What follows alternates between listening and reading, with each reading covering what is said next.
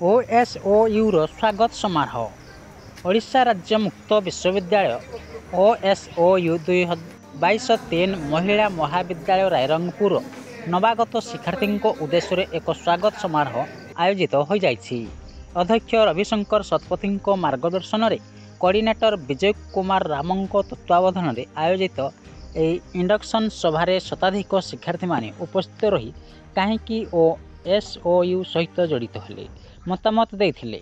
यह कार्यक्रम में OSOU 22-23 काउंसिलर श्रीजुक्त प्रशांत परीक्षा, श्रीजुक्त जनक कुमार गिरी, डॉक्टर दिगंबर गिरी, राजेश कुमार राम उपस्थित रही यह विश्वविद्यालय महत्व और एपरी शिक्षार आवश्यकता पर वक्तव्य प्रदान करथिले।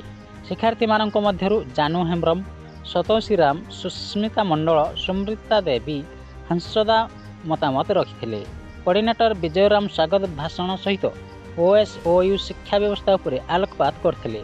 सपोर्ट स्टाफ श्यामसुंदर मंडल सभा परिचालना करथिले एवं अमित गोपाल धन्यवाद अर्पण करथिले। मयूरभंज रायरंगपुर श्यामलेन्दु परिडांको रिपोर्ट, न्यूज ओडिशा टीवी।